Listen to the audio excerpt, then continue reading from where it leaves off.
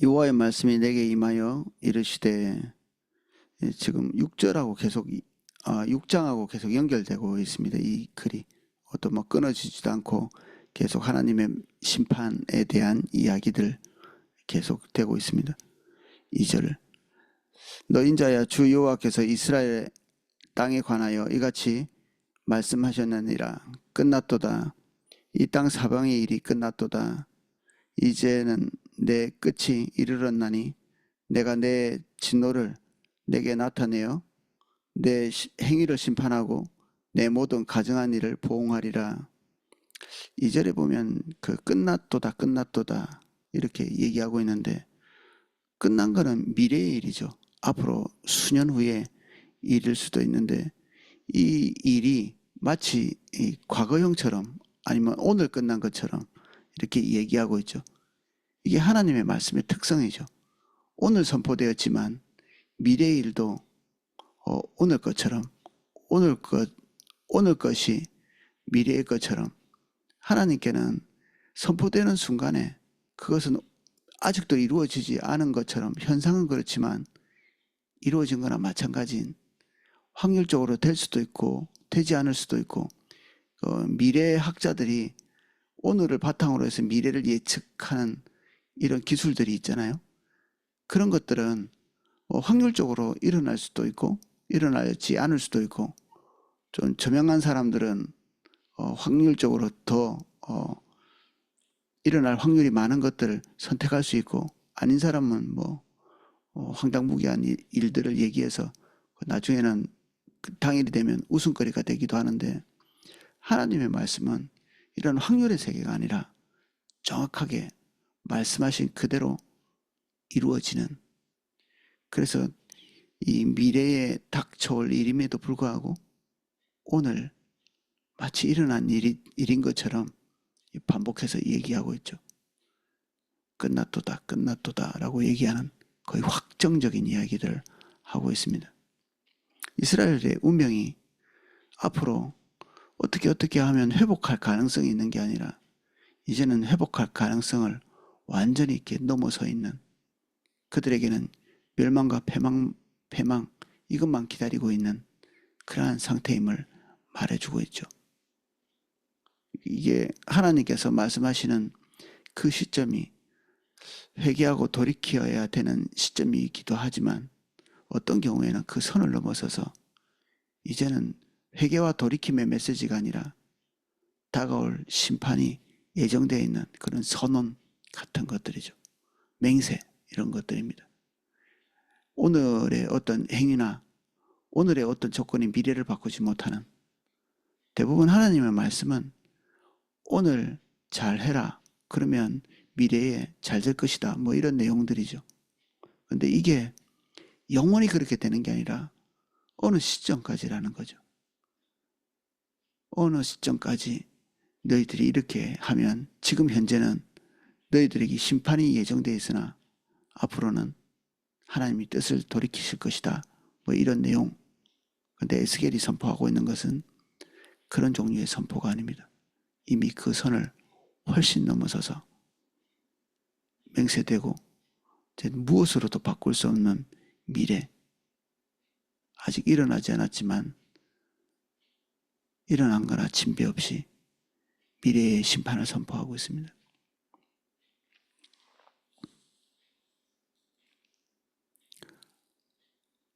4절입니다. 내가 너를 불쌍히 여기지 아니하고 긍휼히 여기지도 아니하고 내 행위대로 너를 벌하여 내 가정한 일이 너희 중에 나타나게 하리니 내가 여호와인 줄 너희가 알리라. 여기 이제 9절도 똑같은 내용을 쓰고 있거든요. 내가 너를 불쌍히 여기지 아니하며 긍휼히 여기지도 아니하고 내 행위대로 너를 벌하여 너의 가정한 일이 너희 중에 나타나게 하리니 나 여호와가 때리는 이임을 내가 알리라. 이스라엘 백성들이 생각하고 그리고 상상할 수 있는 하나님은 여호와로라 여호와로라, 인자와 긍휼이 많고 노하기를 더디하고 그리고 인애와 자비가 풍성하신 하나님, 이거 모세에게 계시하신 하나님이죠. 그들 마음속에 그리고 있는 하나님의 모습이 그런 모습이죠. 실제로 그러하고 하나님께서. 근데 여기에 선포되어지고 있는 말씀은 그것과는 상반된 이미지의 하나님이시죠. 불쌍함도 긍휼히 여김도 자비도 없는 굉장히 무자비하고 가혹한 그런 하나님의 모습이 여기에 선언되어 있습니다. 이 시대, 이 시점에서 하나님의 나타나심은 그들 마음속에 배웠던 그리고 상상하고 있는 그런 종류의 하나님이 아니죠. 그들이 돌이키고 그리고 회개하려면 하나님이 자비로우셔야 되죠. 뭐 인정사정 볼 거 없는데 하나님께 나아가서 저희들 구원해 주세요, 살려주세요, 이런 기도를 할 수가 없죠. 그분의 자비를 바탕으로 해서 기도하는 것인데, 어찌 보면 이제는 기도조차도 허용되어 있지 않은, 우리가 기도하라는 말을 하도 많이 들어가지고 기도가 산더미같이 무거운 짐처럼 느껴질 수도 있는데, 기도는 특권이고 하나님께서 우리에게 하도록 특별한 시간 동안에 특별한 은총으로 말미암아 우리에게 허락되어진 거죠. 감히 우리가 어떻게 만군의 하나님 앞에 가서 입을 열고 말을 할 수 있겠습니까? 뭐 조금 높은 사람하고 얘기를 하는 것도 우리에게 기회가 잘 주어지지 않잖아요.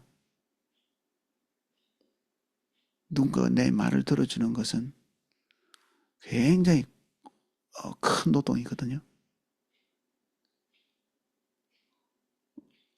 어느 시점이 되면 아이들도 우리 말을 안 들어주죠.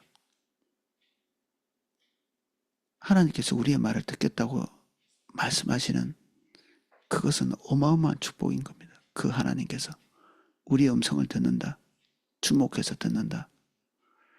여기에 말하고 계시는, 심판을 선언하시는 하나님은 이제 소통을 걷어치우겠다, 이 얘기를 하시는 거죠. 너희들하고는 소통하지 않겠다. 이제 내가 말하는 말을 들어라. 이게 일방적이죠. 서로 이 대화라는 것은 오고 가고 하는 거잖아요. 이미 소통을 끝내신 것입니다. 더 이상 소통하고 싶지 않은 일방적 전달이죠. 그래서 이스라엘 백성들은 하나님께 나아가서 하나님께서 기뻐하시는 말을 할 수 있는 상태도 아닐 뿐 아니라 하나님께서도 그들의 마음이 없으셔서 일방적 통보를 하고 계시죠. 심판이야. 예, 이제는 여기까지 왔기 때문에 하나님은 그들이 기대하고 그들이 상상하고 그들이 배웠던 하나님이 아닌 것입니다. 하나님은 우리 마음속에서 이미지로 만들어낼 수는 없습니다. 오늘 우리가 대면하는 하나님이 우리가 상상하고 기대하는 하나님이 아닐 수 있습니다. 동물은 우리가 기대하고 상상하는 대로 길러낼 수 있거든요. 마치 사람처럼. 개도 사람처럼 이렇게 대하면 사람처럼 되죠. 사람이 하는 행동처럼 비슷하게 하고, 사람이 좋아하는 걸 좋아할 수도 있고, 뭐 앵무새도 그런 식으로 키워가지고 사람하고 대화도 하고 뭔가 지능이 있어가지고 소통이 될 만큼 훈련도 시킬 수 있는 그런 처지죠. 인간이 원하는 대로. 근데 하나님은 우리에게 길들여 주시는 분이 아니십니다. 그분은 주권자이시고 그분이 우리에게 뭔가 달라지도록, 그를 닮도록 하시죠. 하나님이 우리를 닮지 않으십니다. 그래서 우리가 상상하는 하나님은 무의미하죠. 우리가 기대하는 하나님은 무의미합니다. 의미 있는 하나님은 계시되어진 하나님입니다. 하나님께서 나는 이러한 존재야 라고 말씀하실 때 그것이 진짜 하나님이죠. 여기에 에스겔에게 계시하신 긍휼도 자비도 없는 심판의 하나님, 에스겔 시대에 이 하나님이 진짜 하나님입니다.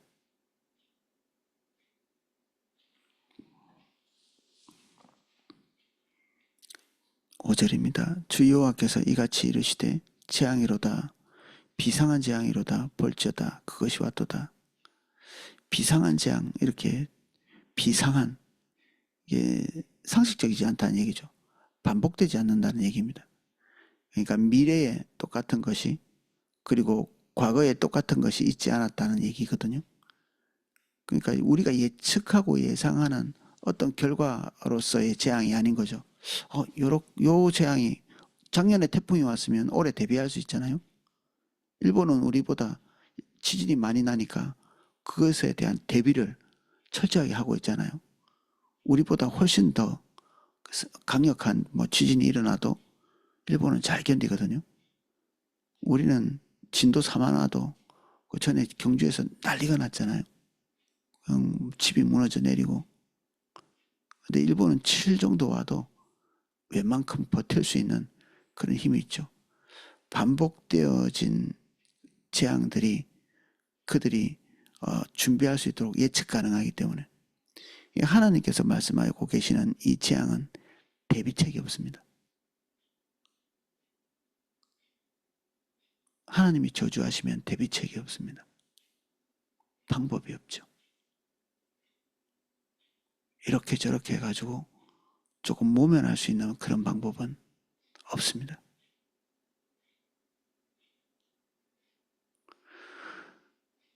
그래서 재앙은 재앙인데 예측하지 못하는, 2번 반복되지 아니할, 과거에 닥쳐본 적이 없는 그런 종류의 재앙이 그들에게 일어날 것이다.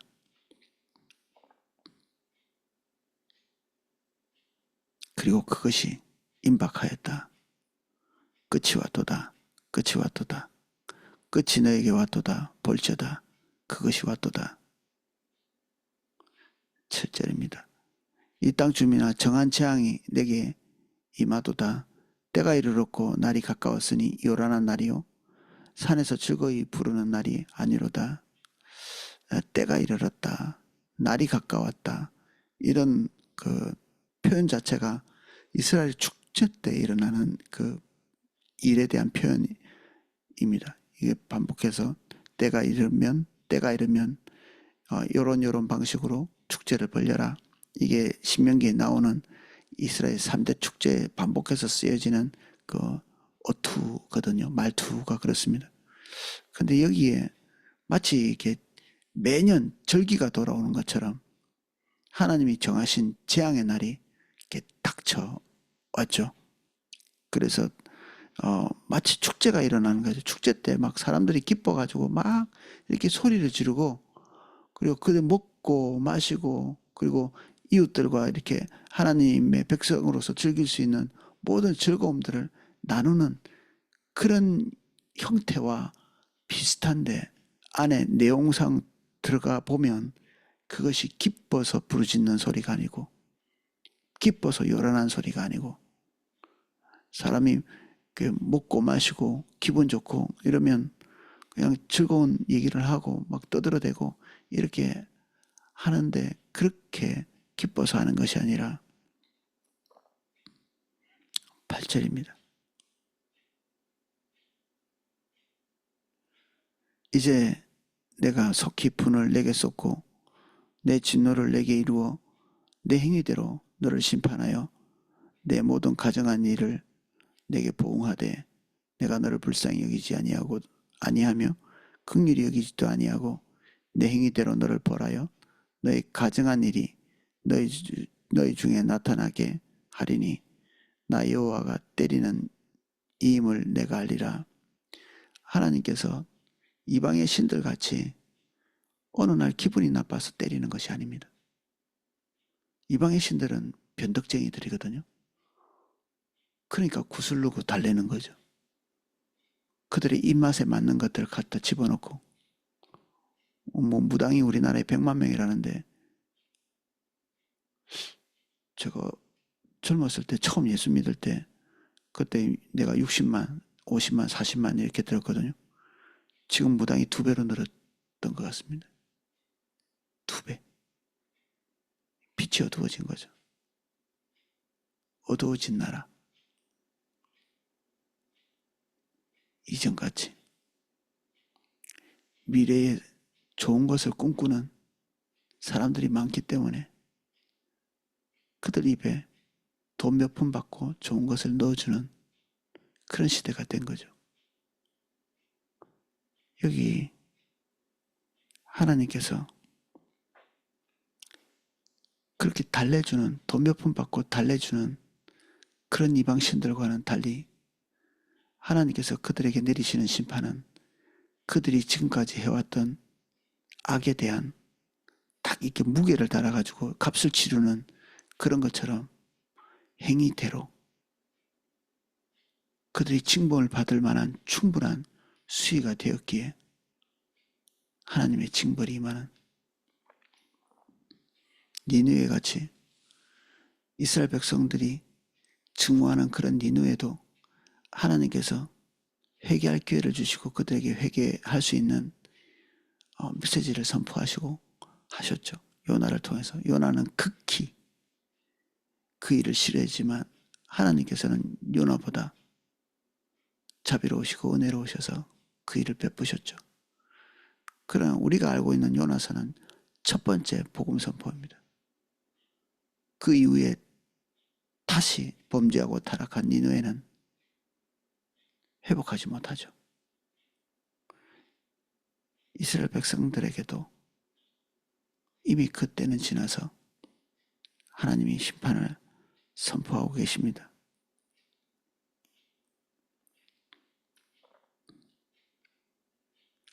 그리고 그 심판은 하나님의 기분에 의한 것이 아니라 공의에 의한 것이죠.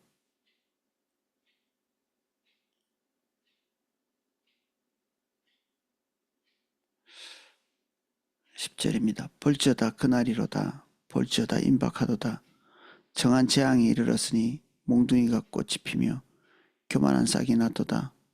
포악이 일어나서 죄악의 몽둥이가 되었은즉 그들도 그 무리도 그 재물도 하나도 남지 아니하며 그 중에 아름다운 것도 없어지리로다. 여기에 몽둥이는 하나님의 심판을 나타내는 몽둥이가 아니고요. 이스라엘 백성들이 가지고 있는 폭력성, 그리고 단단한 마음, 굳은 어깨, 그 굳은 목, 이런 것들을 함축해서 나타낸 단어가 이 몽둥이입니다. 이 생명 없는 몽둥이가 꽃이 피고 싹이 나고 이게 그들이 가지고 있는 그 사악함, 이런 것들이 이 그릇에 이 물이 차는 것처럼 수위가 딱 찰 때 하나님의 심판이 임하는데 그걸 꽃이 폈다. 절정이라는 거죠. 그들의 폭력성, 사악함, 이것이 절정에 이르러서 그들에게 하나님의 심판이 오는 것이다.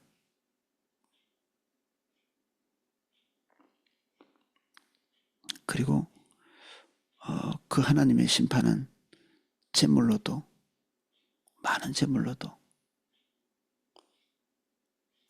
회피가 되지 않는다. 세상 사람들은 재앙에 대한 대비, 재앙은 두려워하죠. 재앙.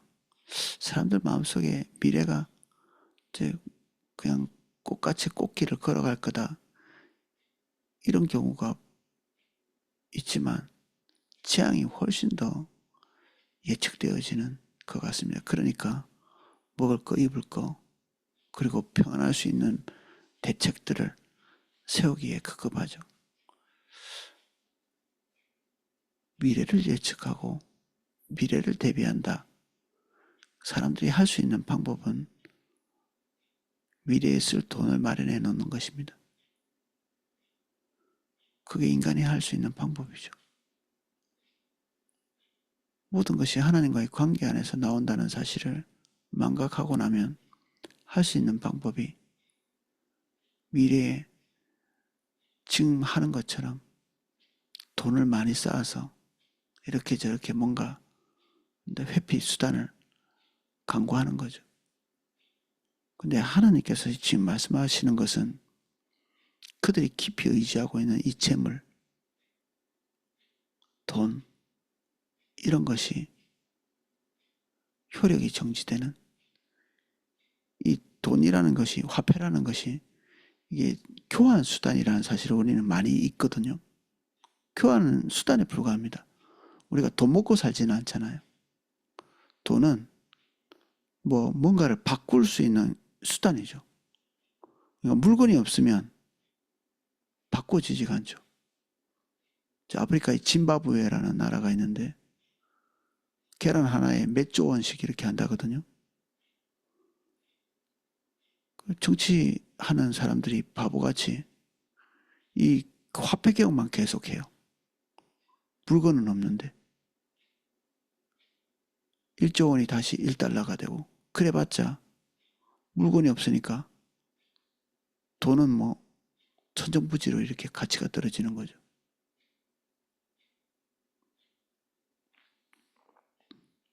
이스라엘 백성들이 가지고 있는 자구책, 그 중에 제일 핵심적인 게 돈인데, 그것이 우리의 미래를 선하게 만들어주지 않는다. 돈이 돈답게 만드는 것도 하나님의 은혜입니다. 우리가 돈을 들고 가서 쌀을 살 수 있다. 이거는 하나님께서 지금 현재 은총을 베풀고 계시는 겁니다. 돈 들고 가서 쌀을 살 수 있도록. 돈 들고 가봤자 쌀을 살 수 없는 그런 때가 이스라엘 백성들에게 닥치는 거죠. 때가 이르렀고 날이 가까웠으니 사는 자도 기뻐하지 말고 파는 자도 근심하지 말 것은 진노가 모든 무리에게 임함이로다. 이게 지금 이스라엘 백성들의 토지 거래를 하는 이런 습성을 표현해 놓고 있는 거거든요. 이스라엘 백성들은 땅을 못 팔게 되어 있습니다. 기본적으로 땅을 팔지 않게 되어 있습니다. 왜냐하면 이것은 이제 개인의 생산 수단이죠. 이스라엘 백성들이 1차 산업에 종사하고 있으니까 그들이 땅이 있어야 먹을 것을 만들어내고 그때 경제적인 활동도 할 수 있고 그런 거죠. 근데 자기의 삶을 제대로 잘 관리 못하면 이게 땅을 팔아서 근근히 이제 생명이라도 유지해야 되는데 돈을 갚지 못하고 이러면 땅을 어쩔 수 없이 다른 사람에게 팔아야 되죠. 그러면 이제 어쩔 수 없이 땅을 팔면 6년이 되면 다시 그 빚을 탕감하는 제도보다 훨씬 더 빚을 많이 지면 땅을 팔아서 이제 남에게 진 빚을 갚아야 되겠죠. 그런데 50년이 지나면 희년이 되어서 다시 돌아오게 돼 있습니다. 땅이. 한번 경제적으로 이게 폭망을 해도 이 경제적인 재앙이 대를 이어서 가지 않는 거죠. 그리고 죽는 날까지 가지 않습니다. 어느 시점에 6년 내지는 길어봤자 한 세대 안에 경제적인 이 출발이 새롭게 될 수 있습니다. 근데 여기에 하나님께서 말씀하시는 것은 그런 하나님의 긍휼과 자비의 그런 율법의 법칙도 이제 끝났다는 것입니다. 사는 자도 기뻐하지 말고 파는 자도 근심하지 마라. 팔아봤자 다시 되돌려 받을 수 없고 사봤자 소용없는 그런 일이 일어날 것이기 때문에 어차피 다 박탈당할 거기 때문에 사는 사람이나 파는 사람이나 어차피 그 땅에서 누릴 수 있는 것이 앞으로는 없을 거기 때문에 희년도 끝나고 면제년도 끝나고 이제 하나님께서 이 경제적으로 그들에게 주시려고 하시는 모든 종류의 장치들이 폐기되는 거죠. 국가가 폐기되는데 하나님의 법이 그것을 지탱하지 못합니다. 신명기의 법은 축복이죠, 우리에게. 신명기의 말씀대로 사는 것이 무겁다, 귀찮다, 힘들다 이게 아니고요. 그것을 지킬 수 있는 때가 축복의 때입니다. 신명기의 말씀대로 살 수 있는 환경이 되는 거죠. 신명기 말씀대로 할 수 있도록 경제활동이 가능한 거고 먹고 살 수 있는 거고 다른 사람을 돌볼 수 있는 거고 그것이 하나님의 은혜입니다.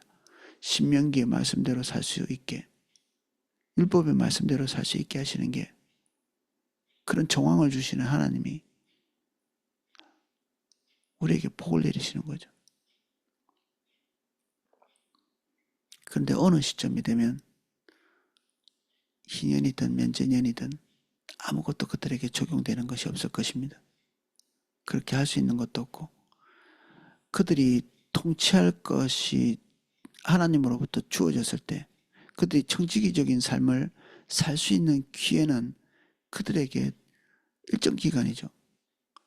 이 기간 동안에 청지기적인 삶을 제대로 살지 못하면 그들에게 맡겨졌던 모든 것들이 박탈을 당하는 것입니다. 너에겐 더 이상 맡기지 못하겠다는 거죠. 너에게는 맡길 수 없다. 슬프고도 무서운 선은 이렇게 통치해 주기를 바란다.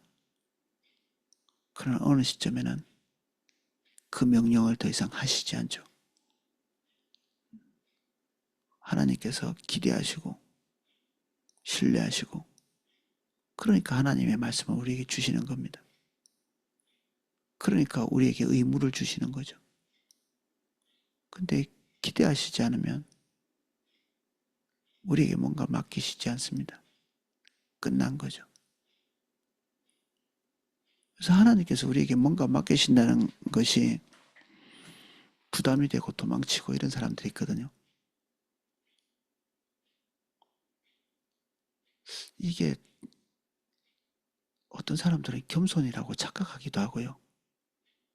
하나님의 일을 회피해서 다니는 것을 굉장히 이렇게 가볍게 생각하시는 사람들이 있습니다.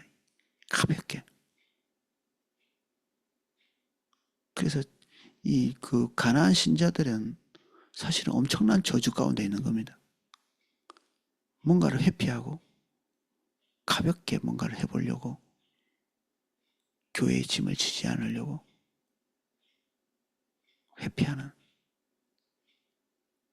우리 그 하늘의 생물에 대한 이야기를 우리 에스겔 처음 들어오면서 같이 나눴는데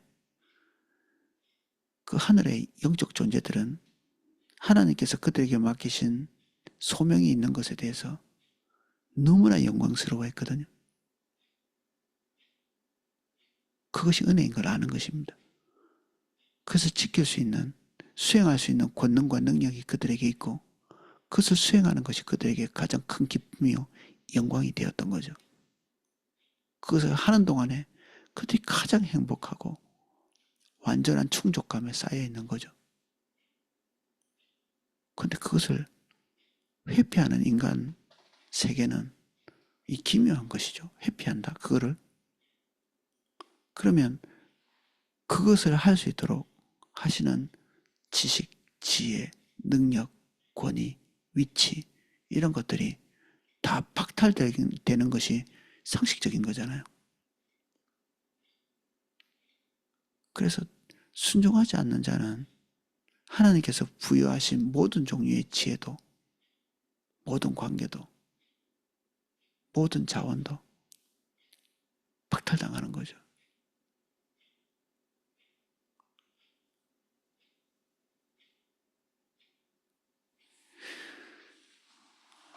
영적인 세계의 엄중한 법칙이죠, 이게.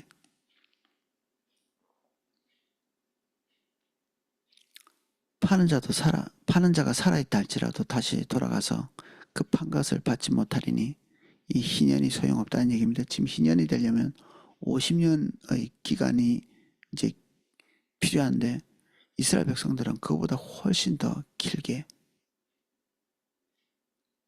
포로 생활을 하죠.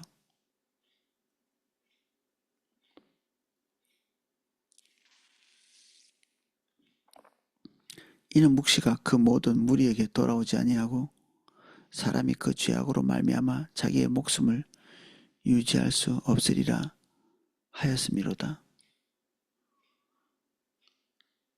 하나님의 재앙 그리고 하나님의 심판 이것은 대비책이 없고 대책이 없고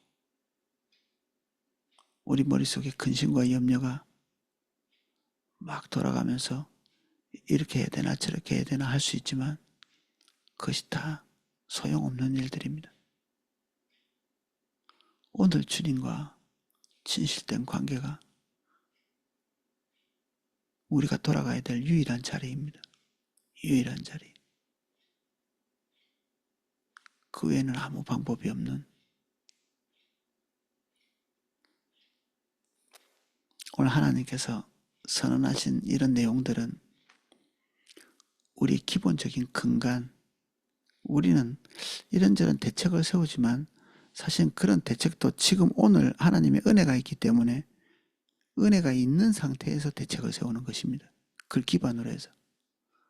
근데 이런 재앙들은 그 은혜 자체의 기반이 없기 때문에 아무것도 못하죠.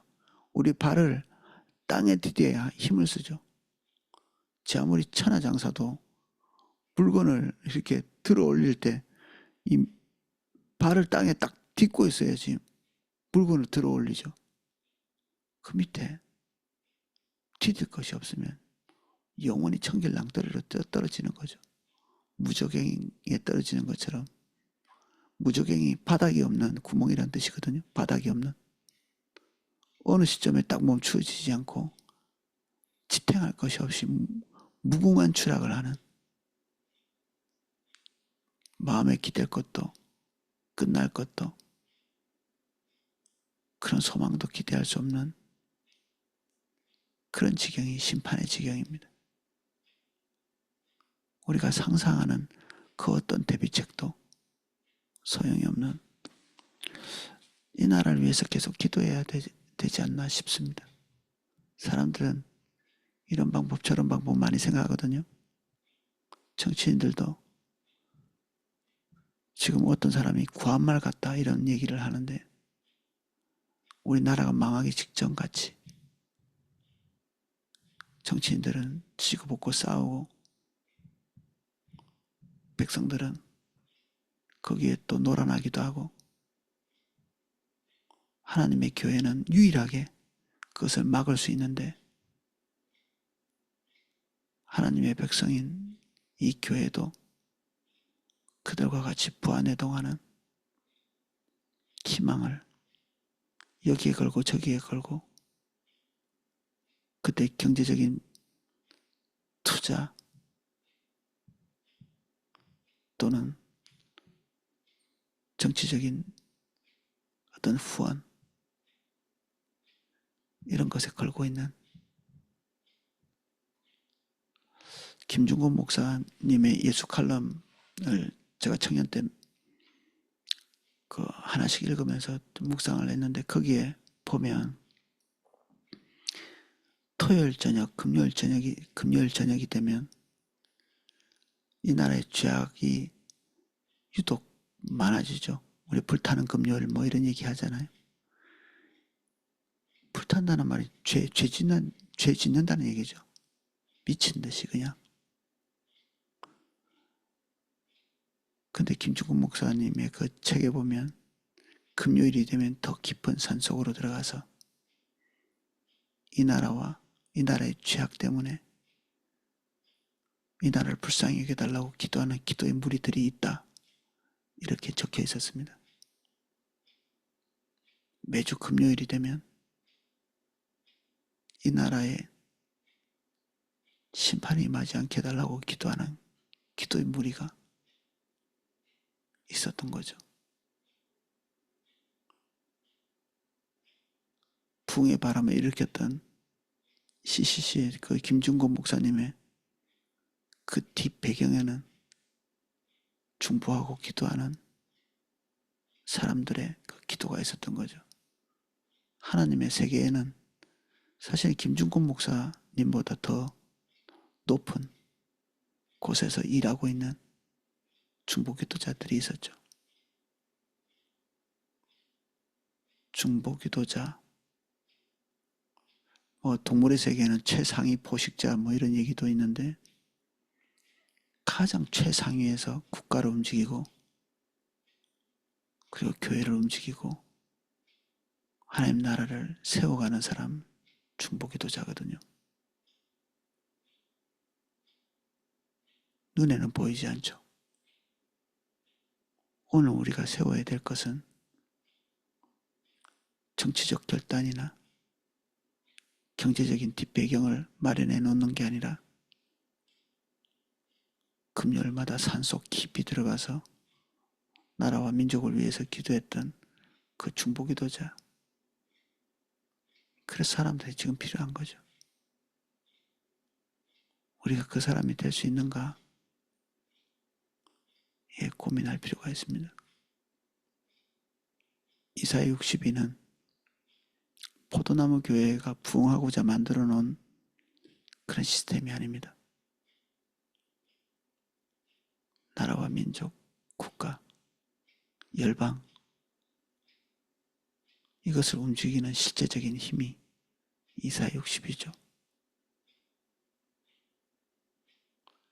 오늘은 여기까지 살펴보겠습니다.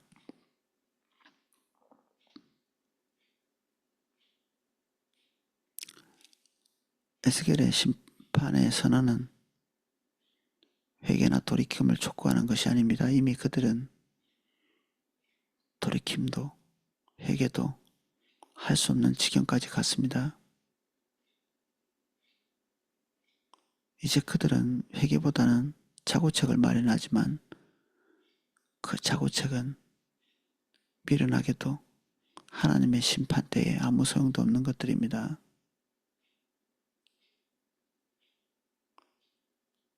우리가 쥐고 있는 유일한 소망은 기도하는 것입니다.